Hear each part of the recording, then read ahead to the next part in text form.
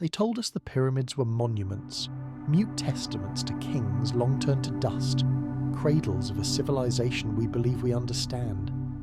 But what if this grand narrative, so carefully constructed, is merely a whisper of a much deeper truth? What if these colossal structures rising from the ancient sands of Egypt are not the dawn of an empire, but the final, defiant memory of a world irrevocably lost? Beneath the unyielding desert sun, a geometry of impossible precision cleaves the sky. Millions of tons of stone, aligned not merely to the cardinal points, but to the intricate dance of distant stars, suggesting an age perhaps far older than the very sands that embrace them. Modern geology now whispers of a time when torrents of rain, not wind, sculpted the iconic body of the Great Sphinx. Astronomical calculations, far from confirming the accepted timeline of 4,500 years, point to celestial alignments that resonate with an era closer to 12,000 years ago. This number, etched into the bedrock of scientific inquiry, holds a profound significance. For 12 millennia past, the Earth itself teetered on the brink of an abyss, a global catastrophe known as the Younger Dryas. A sudden, violent plunge into an ice age, transforming once lush forests into arid deserts, and turning vast oceans into watery graves. Yet, through this planetary upheaval, the pyramids stand, silent, mathematically perfect, and utterly, provocatively impossible. So we're compelled to confront a question that no textbook dares to utter. Could the architects of Giza have been survivors of that vanished world, a civilization erased by fire, ice, and flood, leaving only these immutable monuments as their last testament? Tonight, we journey back to the desert, a living archive that remembers, to decode the silence held within the stones, the stars, and the forgotten epochs they encapsulate. NASA's satellite radar topography mission has peeled back the veils of the Sahara, revealing immense buried riverbeds, ancient paleo-channels meandering beneath the golden dunes, the fossilized arteries of a forgotten green world.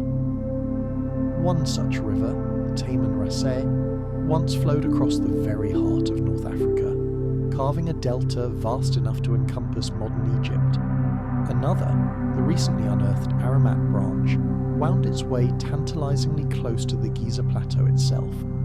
Its very name in Arabic means pyramids, a haunting linguistic echo that suggests this lost waterway might once have lapped at the feet of the monumental structures we gaze upon today.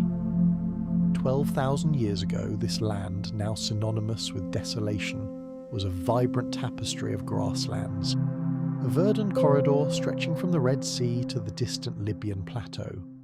Evidence from pollen samples extracted from the Fayum Depression and the fossilized remains of hippopotamuses and crocodiles in the western desert unequivocally prove that the Sahara once pulsed with life.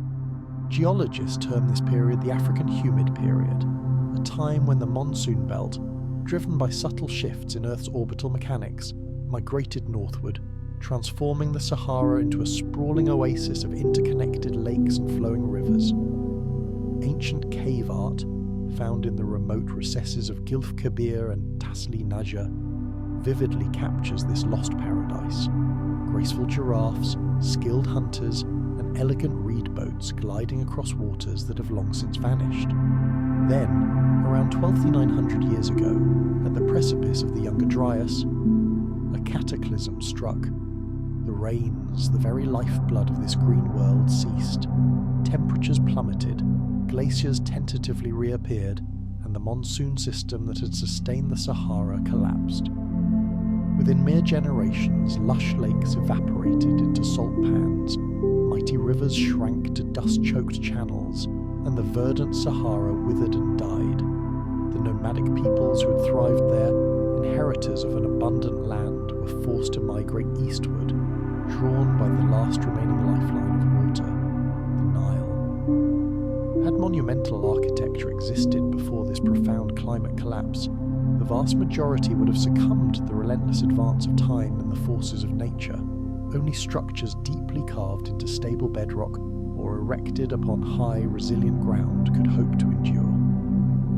The Sphinx and the core of the Great Pyramid, fused directly to their limestone foundations, stand as silent, colossal survivors of that earlier, greener age, carried through the millennia not despite, but paradoxically, because of the very desiccation that erased everything else. Drilling deep beneath the Giza plateau unveils alternating layers of ancient soil, river sediments interspersed with desiccated clays, each stratum a geological page from a changing world.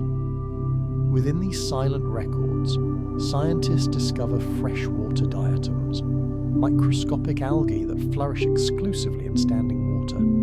They offer undeniable proof that this land, now one of the most arid on Earth, once cradled vibrant pools and meandering streams. Even the very limestone of Giza bears vertical erosion fluting, marks carved not by the abrasive wind, but by centuries of torrential rainfall. Some geologists boldly propose that this wetter epoch, spanning roughly 12,000 to 8,000 BCE, could represent the true age of the plateau's earliest foundational construction. A time of recovery and renewed possibility, when the ice receded and the rivers, briefly, gloriously, returned.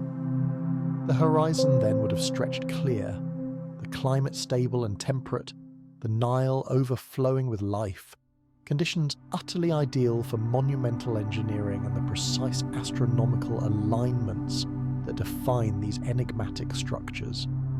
Ancient inscriptions, often overlooked, echo this forgotten climate. Carvings found at Wadi Hammamat speak of flowing streams, while others near the Karga oasis depict graceful gazelles and long-extinct wild cattle. Far to the southwest, at Nabta Playa, a stone circle predating Stonehenge by millennia, meticulously tracks the summer solstice sunrise. Its builders, early cattle herders sustained by seasonal lakes, were already profound students of the heavens. When their homeland yielded to the desert's relentless embrace, they journeyed toward the Nile, carrying their celestial wisdom with them. Perhaps these were the distant ancestors of those who would one day measure Giza's profound connection to the sky. Imagine that crucible moment of change. Rivers fading, forests turning to dust, and a people acutely aware that their world was ending. They may have built not from hubris or ambition, but from a profound impulse of memory, monuments explicitly designed to outlast the coming storm. The raising of the first stones might have been an act of remembrance, a record etched in limestone of a vibrant world drowned by the inexorable currents of time. Paradoxically, it was the very desert, the force of desolation, that became the ultimate preserver of this record. The dryness that extinguishes life also keeps the ancient past intact. In archaeological terms, this phenomenon is known as the paradox of preservation, the profound truth that emptiness can protect.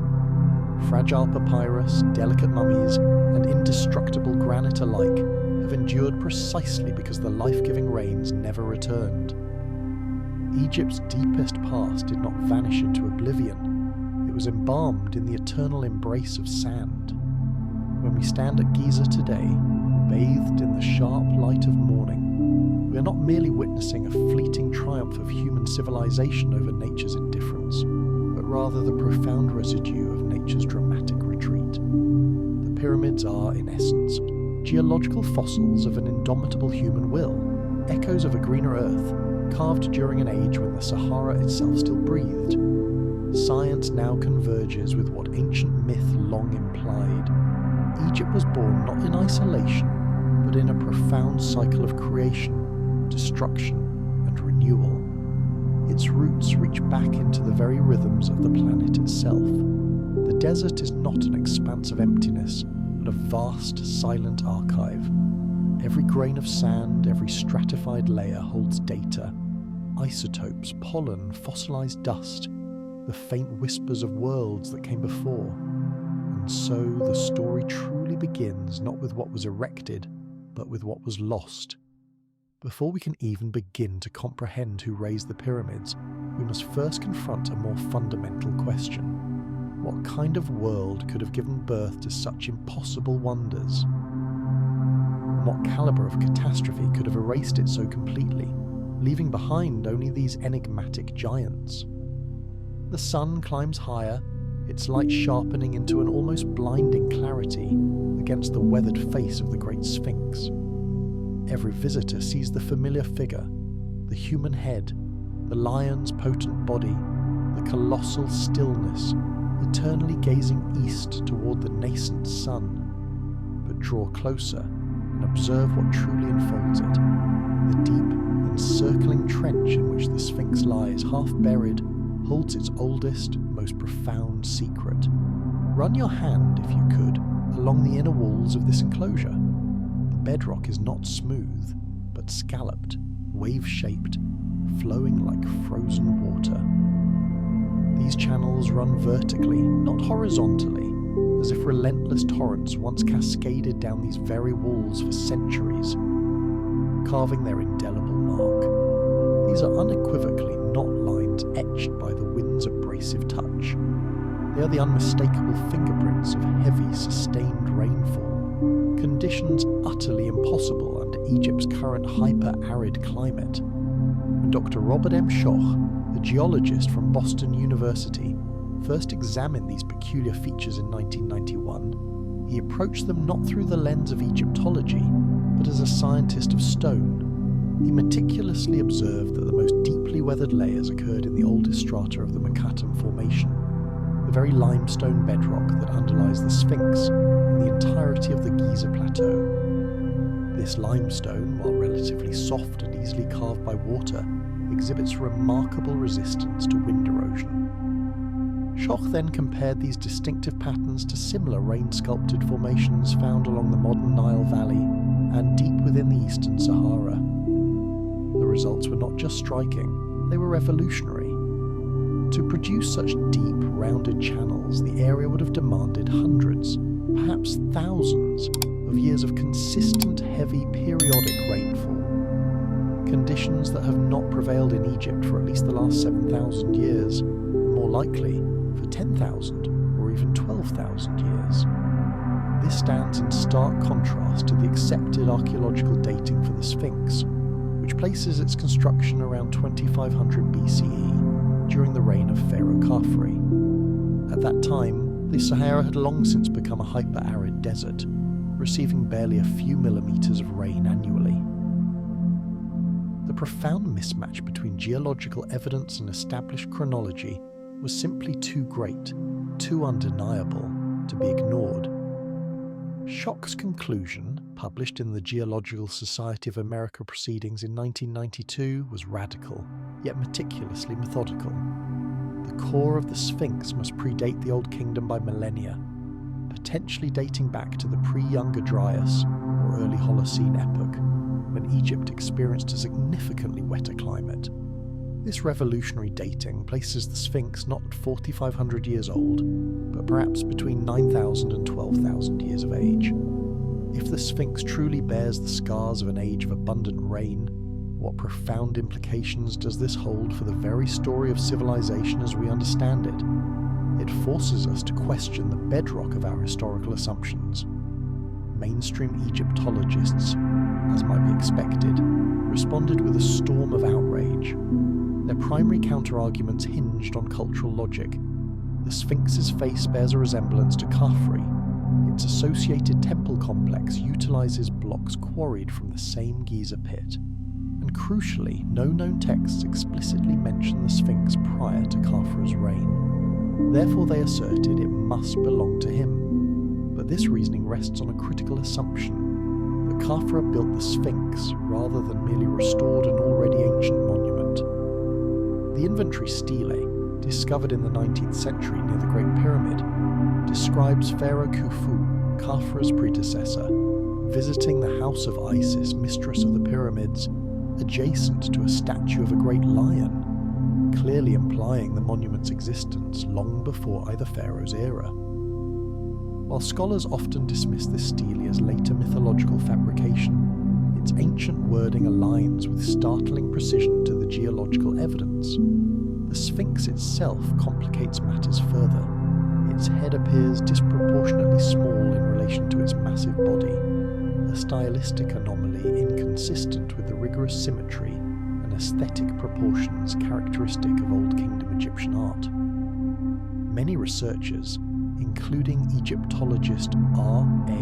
Schwaller de Lubitsch, have proposed that the current human face may be a later recarving of an older, much larger head, quite possibly leonine in its original form. If this hypothesis holds, the Sphinx may once have been a pure, majestic lion, a profoundly fitting symbol for an epoch when the constellation Leo, the celestial lion, rose directly on the eastern horizon around 10,500 BCE, precisely where the Sphinx's ancient gaze is fixed.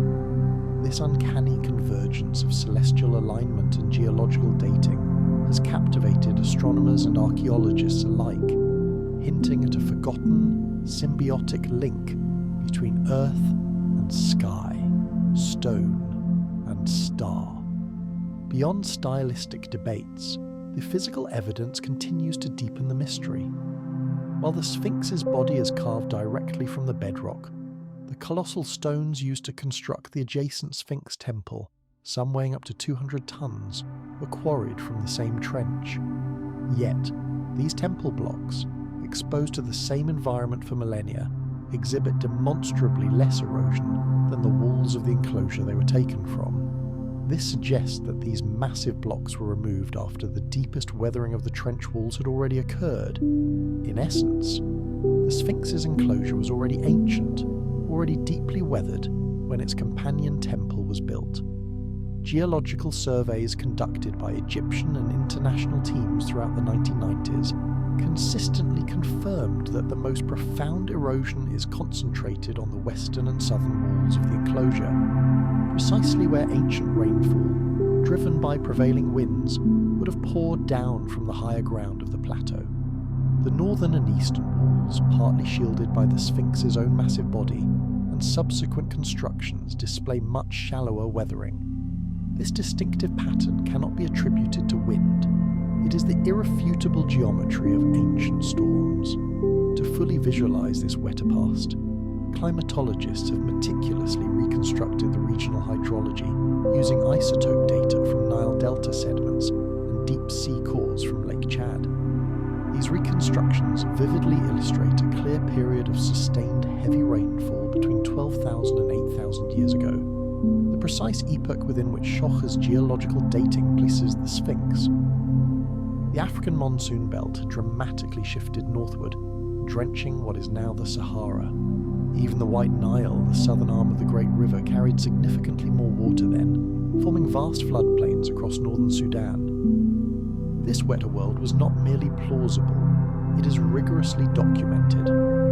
Archaeological sites like Nabta Playa in the far south of Egypt reveal complex ceremonial structures built around seasonal lakes during this exact time frame. These early builders aligned their megaliths with solstices and stellar risings, much as later dynastic Egyptians would align their grand temples. The implication is profound. Astronomical awareness and sophisticated stone engineering existed in this region millennia before the pharaohs, suggesting a deep continuity of knowledge, not a mere coincidence of isolated invention. If the Sphinx genuinely originated in that earlier wetter age, then Khafra's builders may have discovered it, half buried in sand, its original face eroded beyond recognition.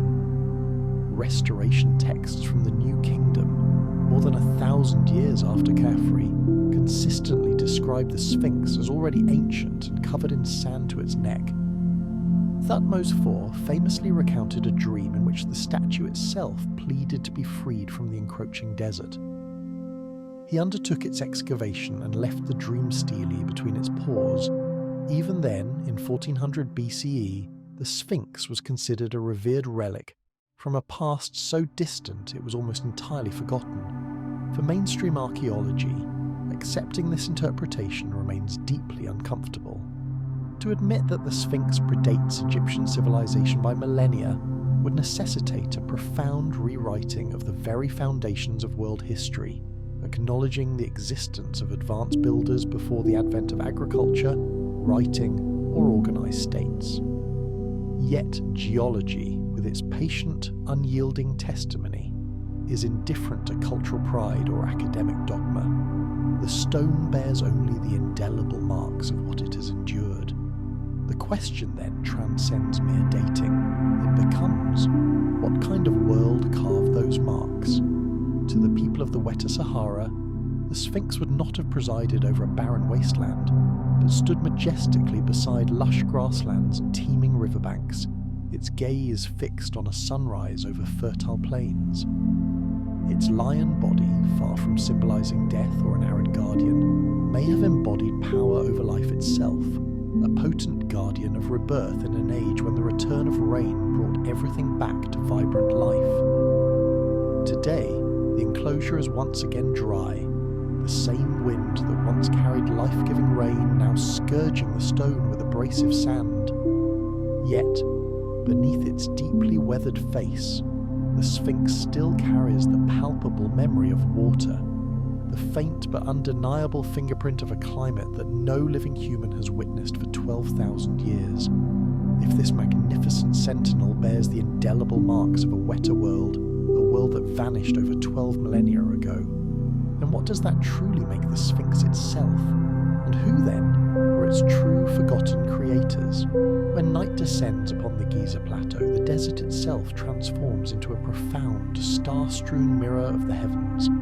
The air cools, the restless wind falls silent, and the monumental pyramids rise from the earth like constellations solidified into stone. For the ancient world, the heavens were not distant or abstract. They were imminent, a palpable force of destiny. The sky was the ultimate chronometer, marking the passage of seasons, dictating harvests, and recording the eternal movements of the gods. Nowhere on earth is this sacred marriage between sky and stone more breathtakingly evident than here at Giza. The three Great Pyramids, Khufu, Khafre, and Menkaure, appear at first glance to form a simple diagonal line. Yet, this alignment is subtly imperfect. Menkaure's pyramid sits slightly offset, just east of the precise axis formed by the other two. To the modern eye, this might seem like a minor construction error, a slight deviation from perfection. But in the early 1990s, engineer and independent researcher Robert Bauval looked not down at the earthly layout, but up at the celestial vault. He observed that the three prominent stars of Orion's belt, Alnitak, Alnilam, and Mintaka, form precisely the same asymmetrical pattern in the night sky. When the terrestrial layout of the Giza pyramids is meticulously overlaid upon the celestial blueprint of Orion's belt, the match is uncanny, astonishing in its fidelity. The spacing corresponds not only in relative position, but also in relative brightness. Khufu's pyramid, the largest, aligns with Alnitak, the brightest star, Khafre's with Alnilam, and Menkaure's smaller pyramid with the fainter Mintaka. Even the subtle offset is identical. The pyramids, it seems, were not placed at random, but as a deliberate terrestrial reflection of a profound celestial pattern, an idea that would become known globally as the Orion correlation theory. Bauval's insight, however, pushed further. He asked a crucial question. When was this celestial pattern most accurate? Because the Earth's axis slowly, majestically wobbles, a phenomenon known as axial precession, the apparent positions of stars gradually shift over millennia. Using sophisticated astronomical simulation software, Bauval meticulously rewound the sky thousands of years into the past. The result was a revelation. The alignment between Orion's belt and the Giza pyramids achieved its absolute perfection around 10,500 BCE. This epoch precisely coincides with the end of the Younger Dryas, the same era when the Sphinx's profound erosion patterns suggest heavy rainfall, and when the Sahara was still a vibrant green landscape. This date, then, is far from arbitrary. It is a profound cosmological anchor. Furthermore, around 10,500 BCE, the constellation Leo, the celestial lion, rose precisely on the eastern horizon at dawn during the vernal equinox.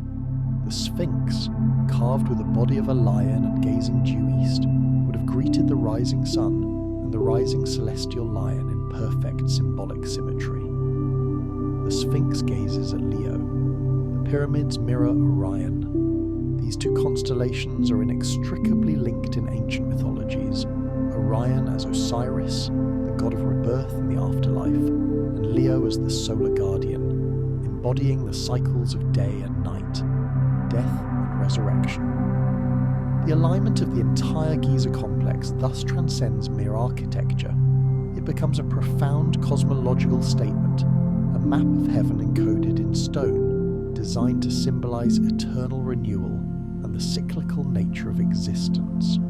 Critics naturally argue coincidence, suggesting that any 3 points could be made to match some arrangement of stars.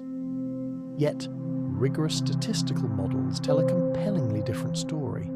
Astronomer Dr. Virginia Trimble, meticulously reviewing Bauval's work, calculated that the probability of 3 pyramids matching 3 stars in both spacing and relative brightness purely by accidental chance is less than 1 in 1,000. And the complex's orientation to true north, calibrated within an astonishing 3 arc minutes, rivals the precision of modern laser-guided surveys.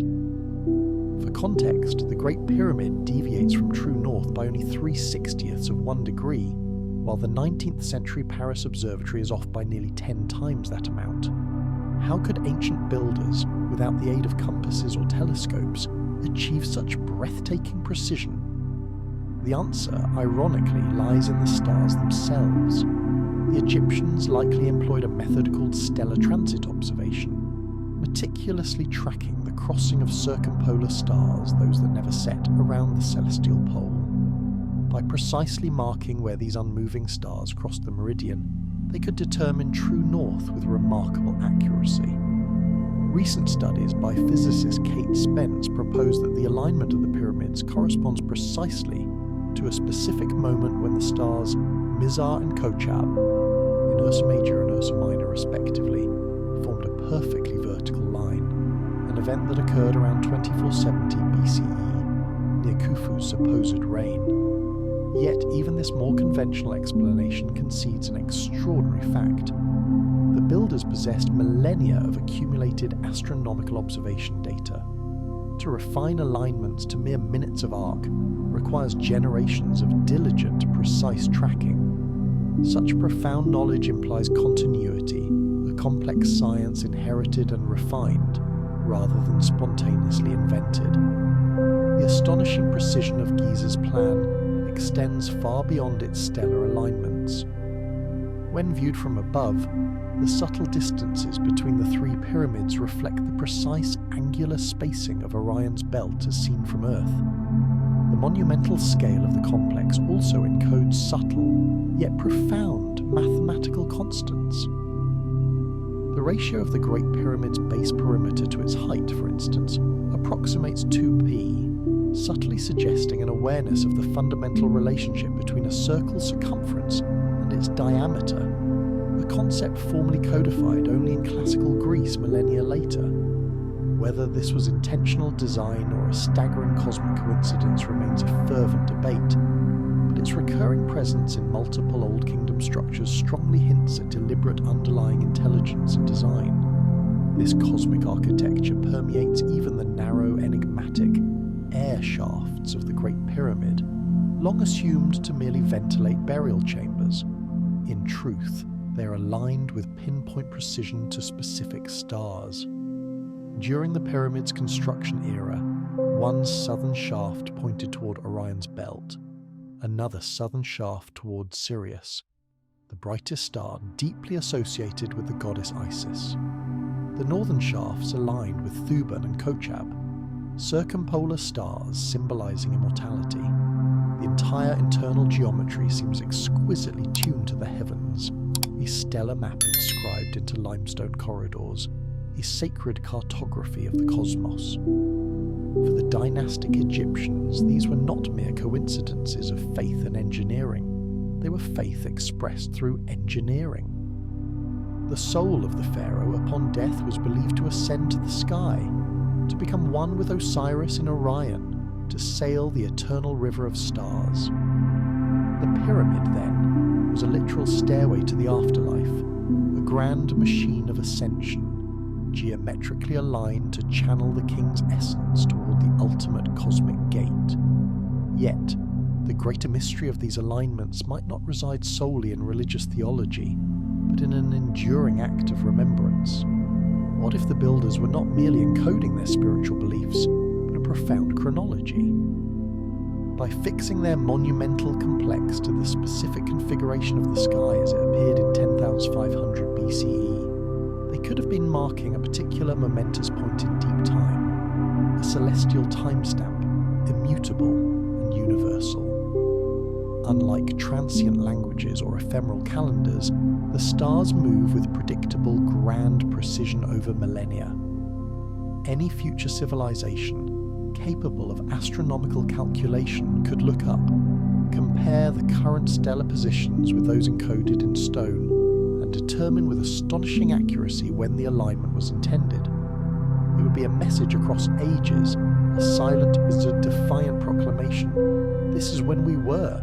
This is what we knew. If this audacious hypothesis holds, then the pyramids are not simply tombs, not merely temples, but magnificent time capsules, monuments to survival after an epical catastrophe, built by a people driven by an urgent need to anchor their story to something eternal, something beyond the fleeting grasp of earthly history, the heavens themselves. Mainstream science, with its inherent caution, may resist this, preferring a later date and simpler, more practical motives. But even under the most conservative interpretations, Giza remains an unparalleled marvel of observational astronomy.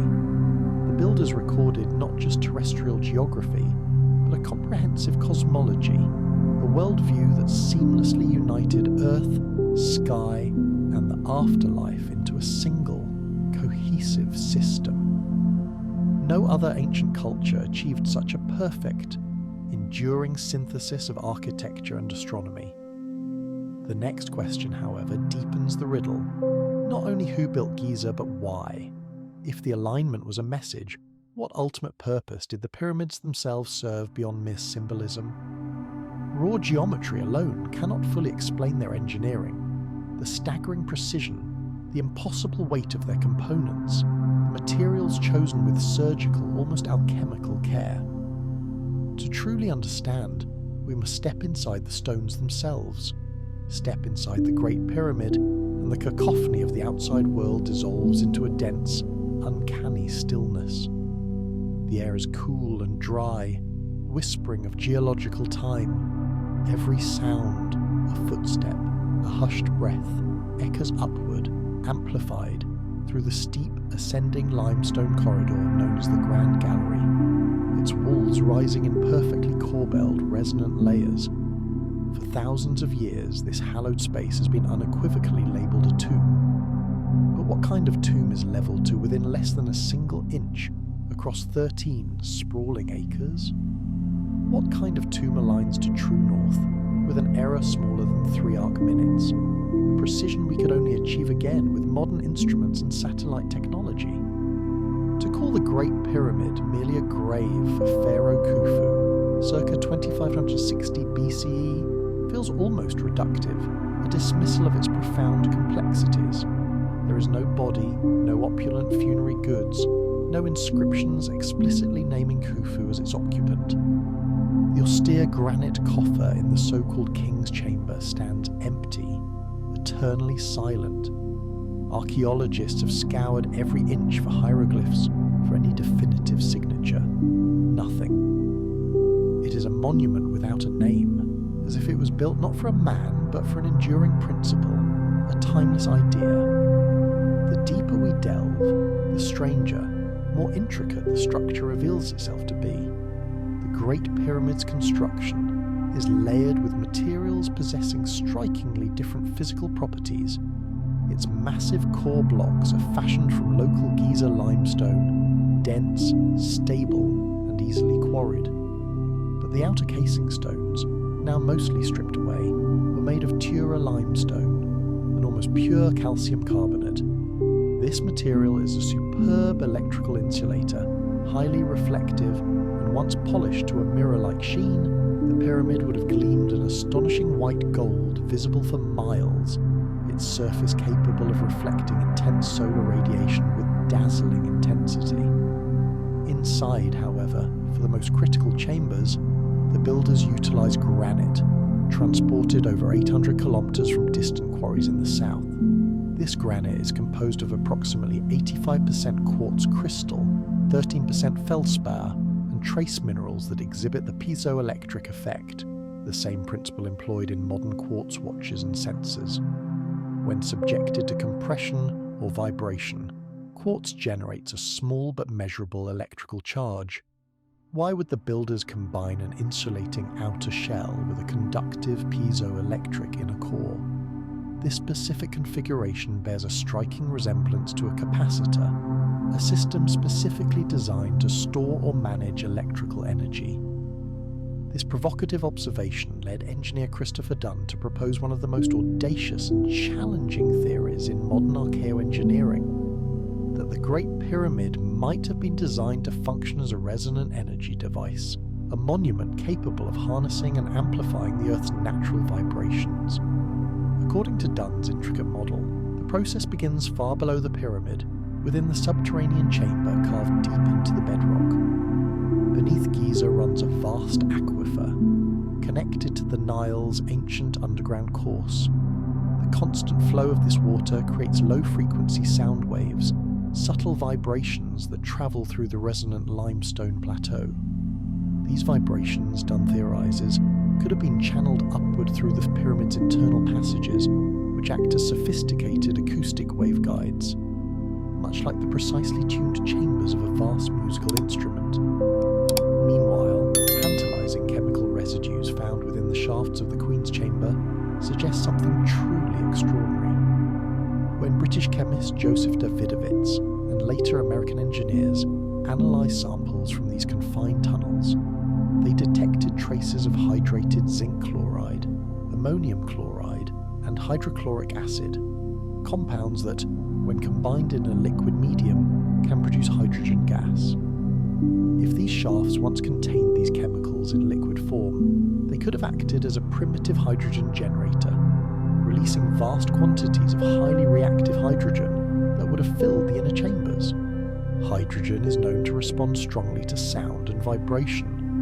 When compressed or excited by resonance, it can amplify vibration and conduct electrical energy. Dunn theorized that as the Earth's natural tremors pass through the limestone foundation, they set the granite chambers vibrating. The piezoelectric quartz within the granite would then generate an electric field. The pyramid's unique geometry, with its conductive core, insulating casing, and possibly a metallic capstone, now lost, could have allowed it to function as a gigantic harmonic resonator, capturing and concentrating energy, then perhaps releasing it into the atmosphere. Modern science, surprisingly, offers intriguing parallels to this radical hypothesis. In 2018, researchers from Russia's ITMO University and Germany's Laserzentrum Hannover published a groundbreaking study in the Journal of Applied Physics. Their work demonstrated that the Great Pyramid exhibits measurable electromagnetic focusing. Using theoretical modelling and scaled physical simulations, they discovered that when the pyramid is exposed to radio waves between 200 and 600 metres in wavelength, it concentrates electromagnetic energy within its internal chambers and directly beneath its base. This effect, they concluded, could indeed make the structure a natural resonator of electromagnetic waves. This does not definitively mean the pyramid was literally a power plant in our modern sense, but it does unequivocally demonstrate that its geometry, its precise angles, proportions, and internal cavities interact with natural energy fields in complex and measurable ways. The ancient builders may not have utilised electricity as we understand it, but they clearly possessed an advanced understanding of resonance, vibration, and harmony, fundamental principles that underpin both physics and the very essence of sound. Acoustic testing conducted inside the Grand Gallery further supports this idea. Engineers have discovered that the chamber resonates at 440 Hz, the musical note A, a frequency also known to be a multiple of the Earth's natural Schumann resonance.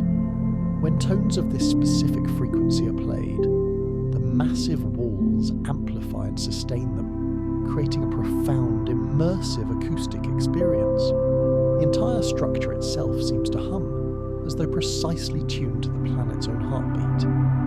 Whether this is a staggering coincidence or an intentional design feature, the effect is undeniably real. The pyramid sings.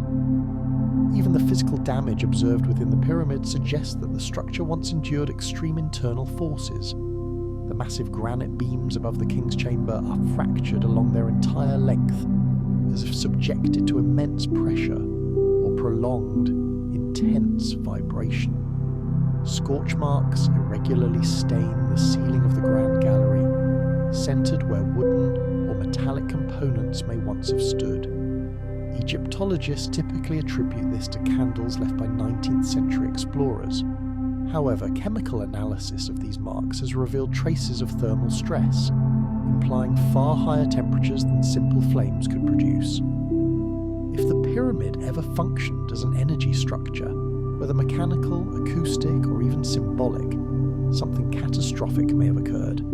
Perhaps a structural failure, perhaps a catastrophic misuse or overload of its resonant systems. Whatever the ultimate cause, the monument sealed itself thereafter in an enduring, enigmatic silence. For skeptics, all of this can be dismissed as mere coincidence, the intriguing byproducts of sophisticated but ultimately symbolic architecture. Yet, even conventional archaeological analysis readily admits to profound mysteries. The builders levelled the pyramid's base to within an astonishing 21 millimetres across more than 13 acres, a precision utterly unmatched in other ancient constructions. Its four sides differ in length by less than 2 inches. Its corner angles deviate from perfect right angles by only 12 arc seconds. These tolerances rival, and in some cases surpass, those of modern precision engineering. And for what? To house an empty stone box. Alternative interpretations need not necessarily claim ancient electricity. The truth may reside in a sublime confluence of engineering and spirituality. The pyramid could have been a temple machine, designed not to generate literal power, but to replicate the act of creation itself, to resonate profoundly with the earth, the celestial spheres, and the divine cosmic order. In ancient Egyptian thought, energy and divinity were intrinsically one. To them, power was Hekau, a sacred force, the very life energy that pulses through all things. The Great Pyramid, then, might have been the world's most perfect instrument of Hekau, a magnificently tuned stone amplifier of the harmony between heaven and earth. Whatever its true ultimate purpose, the Great Pyramid's design unequivocally encodes principles that we are only now beginning to rediscover. It is simultaneously architecture and equation, a monument and a mechanism. Modern scientists study its profound symmetry with the same reverence that ancient priests once invoked prayers beneath its shadow. And through that symmetry we glimpse a civilization that understood the Earth not merely as a planet, but as a resonant living body, musical in its very essence and profoundly connected to the stars. Even if the Great Pyramid never produced light or tangible energy in a literal mechanical sense, it continues to do so metaphorically, illuminating the extraordinary heights human ingenuity can achieve when guided by cosmic precision and a deep intuitive understanding of the universe. The story of Giza does not exist in isolated splendour. Across continents, separated by vast oceans and immeasurable ages, stand other monumental structures that whisper in the same architectural language. Immense stones arranged with impossible precision, aligned with the stars, weathered by the relentless erosion of time, yet stubbornly defiant of its passage. It is as if vastly disparate civilizations, with no recorded contact across millennia, inherited the same fundamental design principles from a forgotten universal teacher. The pyramids of Egypt, as awe-inspiring as they are might represent only one powerful verse in a global, epoch-spanning poem written in stone. We begin this global journey in southeastern Turkey, where the stark limestone ridges of the Germush Mountains conceal the oldest known temple complex ever discovered, Göbekli Tepe. Unearthed in the mid-1990s by archaeologist Klaus Schmidt, this enigmatic site dates to at least 9500 BCE, according to meticulously calibrated radiocarbon dating. This makes it a staggering 6,000 years older than Stonehenge, and predates any known agricultural settlement by millennia. Here, T-shaped pillars, some towering up to 5 meters tall and weighing between 10 and 20 tons, form sophisticated circular enclosures, carefully oriented toward the cardinal directions. The massive stones are adorned with intricate relief carvings of foxes, cranes, lions, and serpents, imagery that appears profoundly symbolic, not merely decorative. What renders Göbekli Tepe so utterly confounding is that its builders were, by all conventional archaeological understanding, hunter-gatherers. There is no evidence of farming, metallurgy, or writing, yet they quarried, transported, and erected these megaliths with an accuracy that speaks to an advanced knowledge of geometry and celestial observation, challenging our entire understanding of the genesis of civilization. On the most famous slab, the Vulture Stone, Pillar 43, a series of animal and abstract astronomical symbols has been interpreted by researchers from the University of Edinburgh as a star map, depicting the constellations visible around 10,350 BCE, uncannily close to the date of the Younger Dryas impact layer found in North American sediments. If that interpretation is correct, Göbekli Tepe may not merely mark a sacred place, it could be a profound, ancient memorial to a global catastrophe that brutally reshaped the world. Moving westward, we encounter another colossal enigma, the Temple of Jupiter at Baalbek in Lebanon. The visible ruins, constructed during the Roman era, stand atop a foundation of stones so massive they defy conventional engineering explanation. Each of the 3 trilithon blocks in the lower platform measures approximately 19 meters long and weighs an astonishing 800 tons. Nearby lies the unfinished Stone of the Pregnant Woman, a monolith estimated 1,000 tons, the largest ever quarried by human hands. Modern cranes, even with sophisticated counterweights, struggle to lift stones half that size. The Romans, whose engineering prowess was formidable, left no records explaining how or why they utilised such enormous blocks when smaller ones would have clearly sufficed. Moreover, the trilithon's construction technique, with megaliths cut to interlock with hairline precision, does not match standard Roman masonry, which relied on smaller mortared stones. Archaeologists now increasingly suspect that the Roman builders may have simply inherited and built upon an older, megalithic foundation, erected by a local or unknown culture thousands of years earlier. The sheer, impossible mass of these stones eerily resembles the lower courses of Giza's structures, suggesting a shared global tradition of earthquake-resistant monumental design. Far to the east, shrouded beneath the waves of the East China Sea, lies another profound mystery, the Yonaguni monument off the coast of Japan. Discovered by diver Kiichiro Aratake in 1986, this submerged complex features unmistakable step-like terraces, precise platforms, and sharp geometric right angles that descend nearly 25 meters underwater. Some scientists, including Japanese geologist Masaki Kimura, fervently believe these formations are the remnants of an ancient city that sank as sea levels rose following the last ice age, roughly 10,000 to 12,000 years ago. Others argue it is merely a natural sandstone formation, sculpted by tectonic uplift and relentless wave action. Yet high-resolution sonar scans reveal symmetrical staircases, distinct corridors, and even a structure eerily resembling an amphitheatre. Whether natural or modified, Yonaguni lies precisely within the time window of the global flooding that followed the Younger Dryas. when melting glaciers cause sea levels worldwide to surge by more than 100 metres, submerging vast coastal plains around the globe. Across the sprawling Pacific, in the majestic Andes of Peru, the megalithic fortress of Sacsayhuaman displays stonework of such breathtaking tightness that no blade of metal can fit between its joints. Blocks, some weighing over 100 tons, interlock in complex polygonal patterns, cut with perfect curvature to absorb seismic shock, a technique unmatched even by modern masons. Similar inexplicable methods appear in Ollantaytambo and Machu Picchu, where terraces and temples align precisely with solstice sunrises. Some of these megaliths even contain magnetized patches, as if the stone was shaped using unknown techniques involving localized heating or vibration.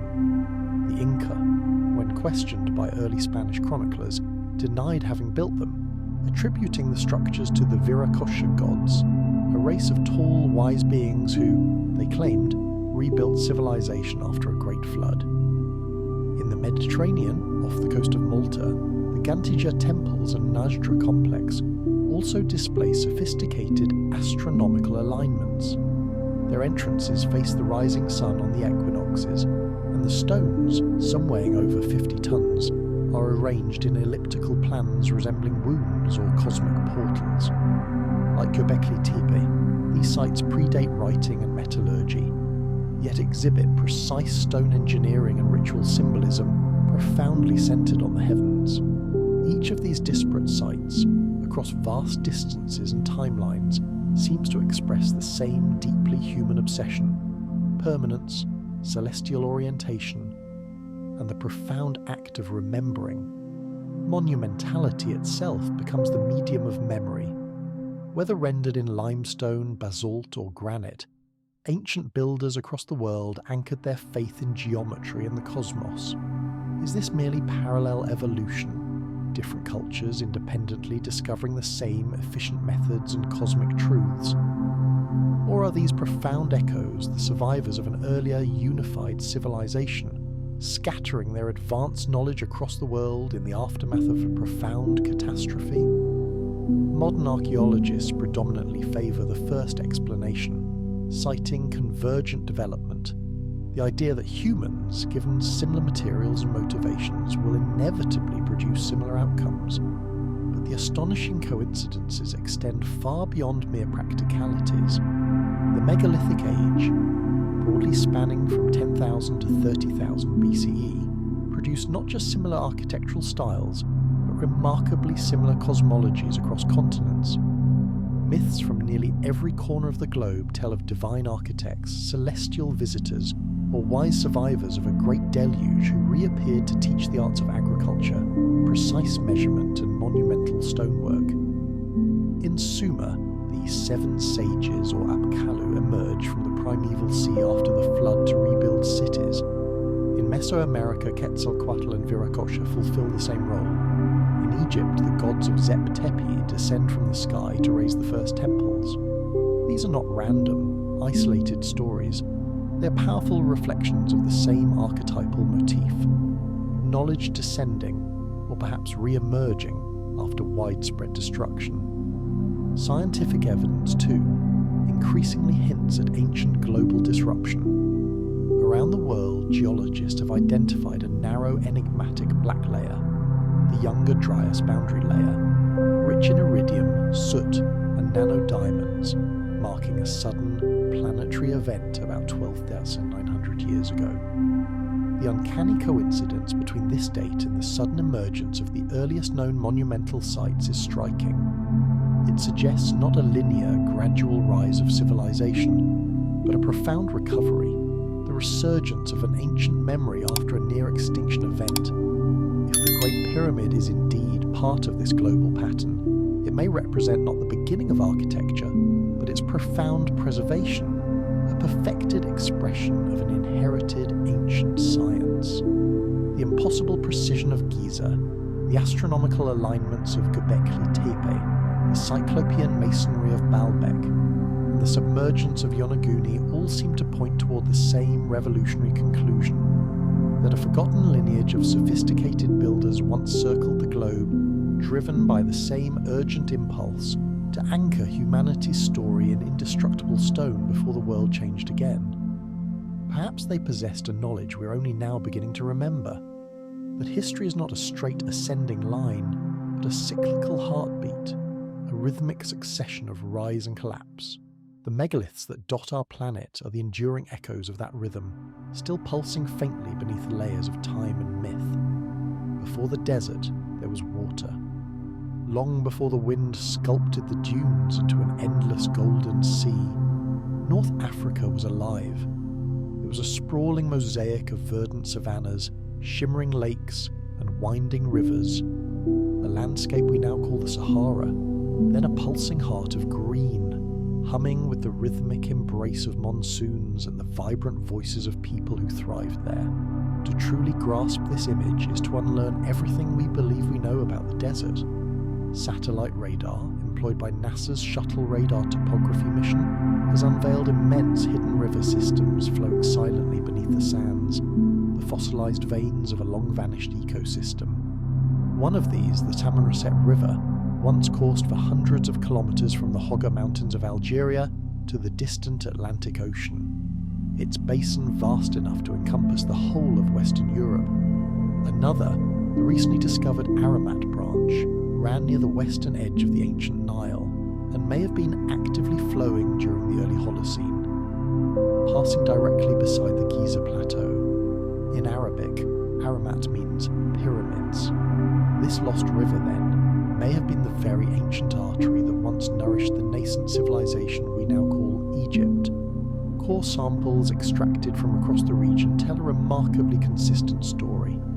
Beneath the modern dunes lie deep layers of lacustrine sediment, the ancient remains of extensive lakes, rich with fossilized pollen, diatoms, and freshwater mollusks. In the Fayum Depression, sediments reveal alternating bands of clay and sand, clear geological signatures of dramatic wet and dry cycles. In the heart of the Sahara, at the ancient basin of Lake Megachad, scientists have uncovered shorelines indicating that 7,000 years ago, it was one of the largest freshwater lakes on Earth, covering an astounding 400,000 square kilometers, dwarfing even today's Lake Superior. Its slow, inexorable evaporation over millennia mirrors the grand retreat of the monsoon itself. This lush epoch, known as the African Humid Period, began approximately 14,800 years ago and concluded around 5,500 years ago. Its ultimate cause was astronomical, a subtle tilt in Earth's axial precession cycle, which intensified the African monsoon. Warm, moisture-laden air from the tropics pushed farther north, carrying life-giving rain deep into the continent where now there is only silence. Rivers carved through sandstone plateaus, grasslands expanded, and human populations followed the water, thriving in this forgotten paradise. Evidence of their vibrant lives is scattered everywhere, if one knows where to look. In the Tassili Nadja region of southern Algeria, cave walls still glow with ochre images of giraffes, elephants, and hippos, species that cannot possibly survive there today. Some haunting scenes depict hunters paddling boats across wide, ancient lakes, suggesting not fantasy, but a vivid cultural memory. Similar engravings grace the Gilf Kebir Plateau in Egypt, including the famous Cave of the Swimmers, discovered by Hungarian explorer Laszlo Almasi in 1933. The painted human figures, arms outstretched, seem to float across an ochre sea, a poignant record of real people living in a vanished world of water. Archaeological digs across the western desert have unearthed stone tools, hearths, and animal bones dating back more than 10,000 years. Many of these sites, such as Nabta Playa near the Sudanese border, were once seasonal lakeside settlements. There, archaeologists uncovered the oldest known astronomical stone circle on Earth, built between 6000 and 7000 BCE. Its megaliths aligned precisely with the summer solstice sunrise and the heliacal rising of the star Sirius, the very celestial body later revered by dynastic Egyptians as the sacred herald of the Nile's annual flood. These discoveries reveal a deep continuity, an unbroken thread linking the astronomer-builders of the pre-Saharan wetlands with the architects of Giza. When the climate began its inexorable desiccation around 6000 BCE, the resilient peoples of Nabta Playa and neighbouring regions migrated eastward, drawn irresistibly toward the only reliable source of water left, the Nile. They carried their invaluable traditions, sky-watching, precise stone construction, and a deep reverence for cycles of death and renewal into the fertile valley that would become the very heart of Egypt. If the profound roots of Egypt truly lie in the lost rivers of the Sahara, then what does that make the pyramids? The absolute beginning of a civilization, or its most enduring, magnificent memory? Geological and genetic evidence powerfully support this grand migration. Fossilized pollen from the Nile Delta exhibits a dramatic shift around 5,500 years ago, from predominantly aquatic to arid species, unequivocally marking the final desiccation of the Sahara. Concurrently, modern DNA studies on ancient Egyptian remains reveal genetic admixture from sub-Saharan populations during the same time frame, entirely consistent with waves of migration from the west. In other words, the desert's profound collapse didn't just shape landscapes, it shaped the very people who would later conceive and build the pyramids. The Nile itself bears the indelible scars of these colossal transitions. During the wetter millennia, it was not a singular narrow river, but a complex braided network of channels and vast floodplains. Today's contained valley was once a sprawling delta of countless tributaries.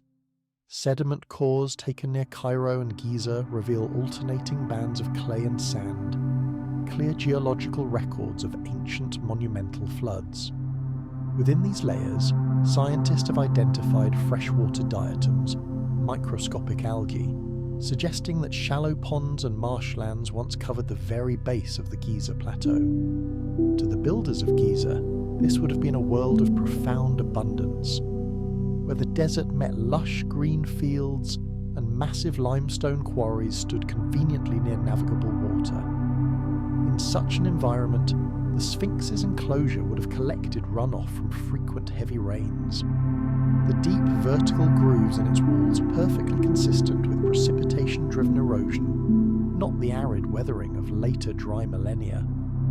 The Sphinx thus becomes a silent, geological witness, incontrovertible proof that the land, which now receives barely an inch of rain per year, once endured torrential, sculpting downpours. Modern climate models reproduce this dramatic transformation in startling detail. Using ice core and orbital data, scientists have simulated how the African humid period waxed and waned with the Earth's precessional cycles. Every 21,000 years, the Earth's slow wobble nudges the monsoon northward, greening the Sahara. When the wobble reverses, the life-giving rains withdraw. This cycle is slow, but absolute, an inexorable rhythm of planetary change. We happen to live in one of its driest phases. The last great greening ended only 5,000 years ago, uncannily close to the same time that Egypt's dynastic civilization dramatically rose. Imagine the profound cultural memory this cycle imprinted upon the collective consciousness. Grandparents who remembered flowing rivers where their grandchildren saw only endless sand. Myths of floods, divine wrath, and rebirth may have sprung from this deep generational trauma. The Egyptian creation story of Etam rising from the watery chaos of Nun to form the first land vividly mirrors the physical reality of their environment, the Nile emerging as the last surviving waterway from a drowned world. This perpetually shifting landscape also explains why ancient Egyptians called their country Kemet, the Black Land, named for the fertile, life-giving soil left by the annual floods. Surrounding it was Deshere, the Red Land, a barren symbol of chaos and death. The stark contrast between green and desert was not merely metaphorical, it was existential, the very boundary of their known world. They lived on the razor's edge between worlds, one vanishing into memory, one perpetually reborn.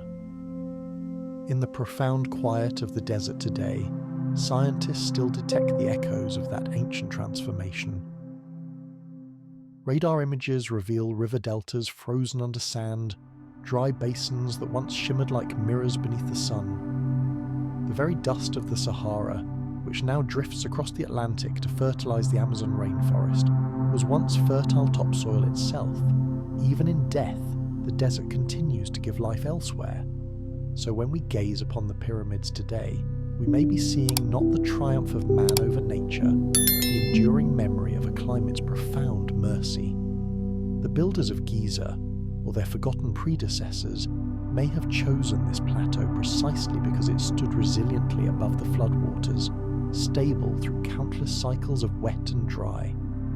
They anchored their monumental dreams on bedrock that had survived innumerable transformations, perhaps believing the very stone itself held the enduring rhythm of the earth.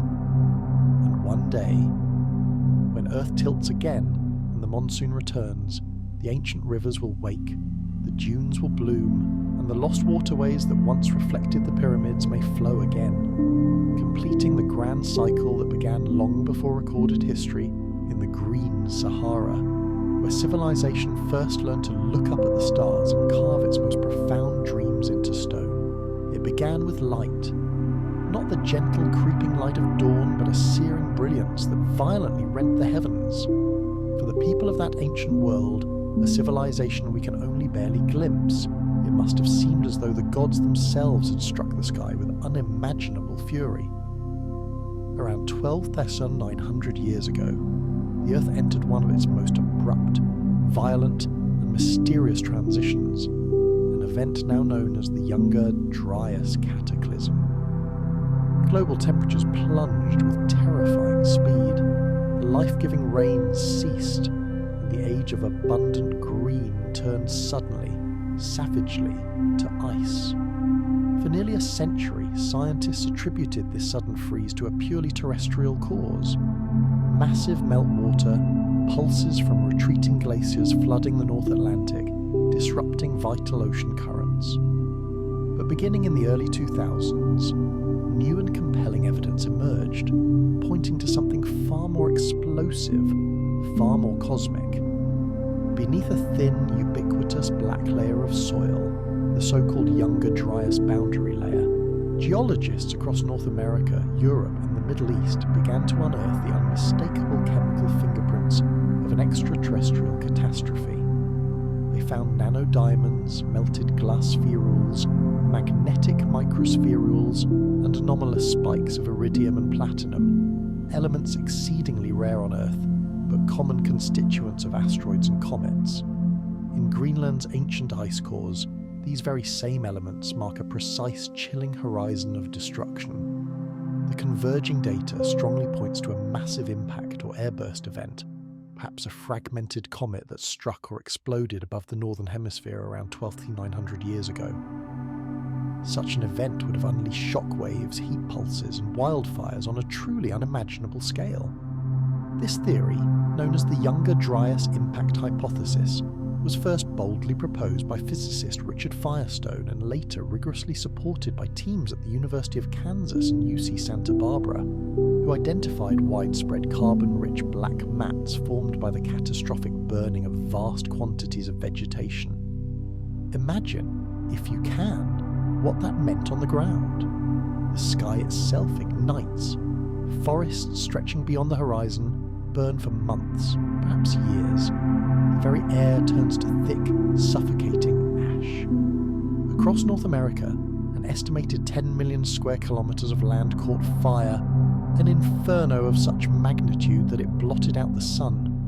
Radiocarbon records indicate a sudden, global increase in ammonia and nitrate aerosols, perfectly consistent with massive biomass combustion. In mere seconds, temperatures in some regions surged above 2,000 degrees Celsius, melting rock into glassy residues. Then came an apocalyptic darkness. The dense global soot veil blocked the sun's rays, triggering rapid, brutal cooling.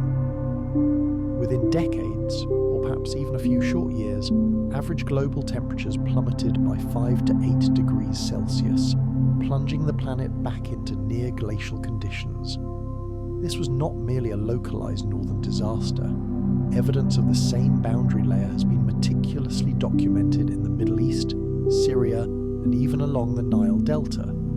Egyptian sediment cores reveal a stark surge in charcoal and soot deposits, dating to that exact cataclysmic period. In Syria's Tel Abu Huraira, one of the world's oldest known villages, microscopic glass beads, known as impact spherules, are embedded in burned grain and bone fragments. The chilling aftermath of a firestorm so intense it carbonized everything in moments. If such widespread devastation reached North Africa, it would have annihilated the lush ecosystems of the Green Sahara. The life-sustaining monsoon rains would have faltered, vast lakes evaporated, rivers disappeared, and all plant life collapsed. To the scattered survivors, it must have felt like an undeniable, divine punishment, the end of the known world. The myths that later emerged of colossal floods, fiery destruction, and angry, vengeful gods could all be fragmented, agonizing memories of that night when the heavens literally fell. Indeed, almost every culture across the globe seems to hold a deep, ancestral memory of such an event. In Egypt, the terrifying Eye of Ra, a fiery disk sent by the sun god to punish humanity, scoured the earth until Ra relented and drew it back. In Mesopotamia, Enlil, the god of wind and storms, destroyed the cities of men with tempests and fire. The ancient Greeks told of Phaethon, who seized the sun chariot and scorched the world before being struck down by Zeus. The Hopis speak of a previous world utterly destroyed by a great fire from the sky. The Chinese record a celestial dragon whose cataclysmic fall turned the very heavens red. All these tales, disparate in language and detail, echo the same singular, terrifying catastrophe, the sky that burned. Modern scientific data aligns hauntingly with these ancient myths. In the peculiar Carolina Bays, thousands of elliptical depressions dot the US East Coast, thought by some geologists to be the unique scars of high-velocity ice and debris impacts from an airburst event. In Canada, impact craters such as Charlevoix and Mistassini show impact ages clustering near the Younger Dryas onset. Meanwhile, the sudden mass extinction of megafauna, mammoths, mastodons, giant sloths, and saber-toothed cats, coincides perfectly with this boundary layer. Genetic evidence reveals a massive population bottleneck among large mammals around 12 to 900 years ago, and archaeological data shows that the Clovis culture of North America, a flourishing human civilization, vanished almost overnight. What does this profound event mean for the trajectory of human civilization? For most of the world, it was an erasure, a brutal planetary reset.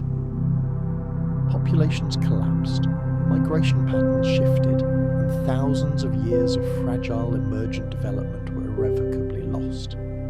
But some survived. Along protected river valleys, secluded coastlines, and sheltered mountain retreats, small groups of humanity endured the cold, harsh centuries that followed. They carried with them fragments of memory, not just myths and folklore, but precious techniques, stone cutting, navigation by stars, the precise measurement of time through celestial cycles. When the planet began to warm again, gradually, around 11,700 years ago, those resilient survivors began the arduous task of rebuilding. In southeastern Turkey, just after the Younger Dryas ended, the astonishing complex of Göbekli Tepe rose from the dust. Its circular temples, adorned with carvings of vultures and burning suns, stand as if memorializing the very disaster that preceded them. In Mesopotamia, early flood myths appear in the Atrahasis, and later in the Epic of Gilgamesh, vividly describing a deluge that wiped away earlier ages of humanity. In Egypt, later priestly texts spoke of Zep Tepi, the first time, when the gods themselves restored order after an era of profound chaos. Geological evidence unequivocally shows that as the Younger Dryas concluded, the world changed once more, this time through dramatically rising seas. Meltwater from collapsing ice sheets poured into the oceans, raising global sea levels by up to 120 meters over the next several millennia. Entire continental shelves, including those off Egypt's Mediterranean coast, were submerged. If coastal settlements had existed before this cataclysm, they now lie buried beneath hundreds of feet of water, waiting silently for rediscovery. A few tantalizing traces may already have surfaced. In 2000, sonar mapping off the Indian coast near Dwarka revealed submerged walls and grid-like structures at depths of 30 meters. In the Caribbean, divers near Cuba's Guanacabi's Peninsula reported pyramid-like formations on the seafloor, although these remain largely unverified. Closer to Egypt, the already well-known drowned cities of Herakleion and Canopus, lost a mere 2,000 years ago, serve as stark reminders of how easily entire civilizations can vanish under rising seas. How many older, forgotten cities still sleep beneath far deeper, unchartable waters? If the builders of the Giza Plateau had ancestral roots in that pre-cataclysmic world, perhaps they were among the rare few who survived, the resilient guardians of knowledge passed down through generations scarred by catastrophe. Their monumental works, then, might not be beginnings but profound memorials, records carved in stone of a civilization that once faced the wrath of the heavens and, against all odds, endured. Scientific caution, of course, urges skepticism. No definitive impact crater has been directly tied to the Younger Dryas event, and debates continue within the scientific community. But as evidence accumulates, and spherals, soot, isotopic anomalies, and the persistent echoes of global myths, a pattern emerges that is increasingly impossible to dismiss entirely. Something extraordinary, something world-altering happened around 12,900 years ago. Something that left both indelible geological scars and profound cultural memories across the entire globe.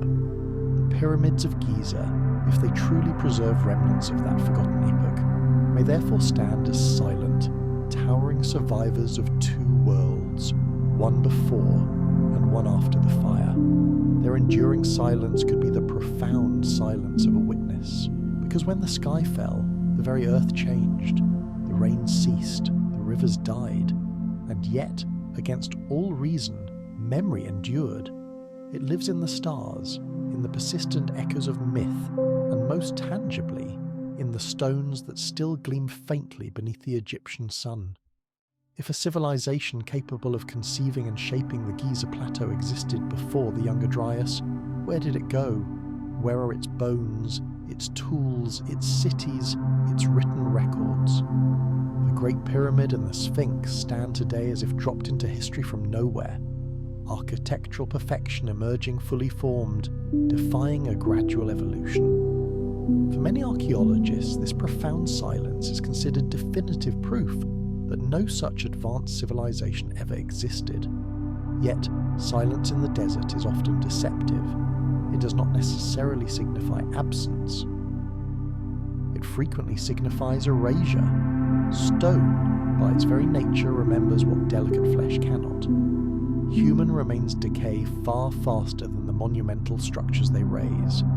Even in the hyper-arid climate of Egypt, bone, wood, and organic textiles vanish within centuries unless perfectly sealed from air and moisture. Most of Egypt's earliest human settlements, humble mud brick villages along the life-giving Nile, were ironically destroyed by the very river that sustained them. Each annual flood, a source of fertility, also eroded the riverbanks, burying one layer of human life beneath another. Over 12,000 years, those relentless floods laid down tens of meters of silt, gradually swallowing entire landscapes and untold human histories. If an earlier, advanced civilization lived and thrived here, it would now lie far below the modern floodplain, sealed beneath the fertile earth that later dynasties farmed. geologists estimate that the Nile Delta accumulates sediment at an average rate of 1 millimetre per year, a slow-motion burial of vast stretches of time. In 10,000 years, that equates to 10 metres of new ground. Modern Cairo, the sprawling metropolis, sits atop layers of forgotten settlements, each new era building upon the ruins of the one before. Beneath the bustling, vibrant modern city, ground-penetrating radar has detected the faint outlines of older walls and foundations, hinting at buried pasts. Yet, excavating them is impossible without dismantling the city itself. The same tragic truth applies along the Mediterranean coast. When sea levels rose dramatically after the Younger Dryas, the shoreline advanced inland by nearly 100 kilometres, drowning whatever priceless evidence may have existed of pre-dynastic ports or coastal cities. Underwater archaeology has already revealed how fragile, how easily lost history can be. The submerged cities of Heracleion and Canopus, lost a mere 2,000 years ago, were rediscovered in 2000 beneath 30 feet of water and several metres of obscuring sediment. Entire temples, colossal statues and intricate docks lay remarkably preserved in the darkness, invisible until modern sonar technology detected their ghostly forms. If whole cities of Egypt's classical age could vanish so completely, what chance did older civilizations, erased by cataclysmic floods 10,000 years earlier, have of survival? And yet subtle hints remain, like faint echoes in the vast silence. Scattered across the Nile Valley are out-of-place artifacts and enigmatic structures that do not fit neatly into the accepted timeline. The Osirion at Abydos, a subterranean temple attributed to Seti I, was constructed with granite blocks weighing up to 100 tons, arranged in a megalithic style that appears far older than the pharaoh's own temple above it. Archaeologist Margaret Murray noted in 1904 that its construction bears the appearance of a building belonging to a far earlier epoch. Similarly, the Valley Temple of Khafre near the Sphinx is built from gigantic limestone blocks, weighing as much as 400 tons, quarried and fitted with millimetre precision. The casing of the adjacent Sphinx temple shows erosional patterns demonstrably deeper than those on the Sphinx itself, suggesting that it may predate even that monument. If these megalithic foundations were indeed remnants of an earlier, more advanced phase of civilization, later Egyptians might have simply rebuilt upon them, repurposing their colossal stones without fully understanding their profound ancient origins. This pattern of cultural inheritance and reinterpretation appears throughout human history. The Romans built temples atop Etruscan ruins. The Spanish erected cathedrals over Mayan pyramids.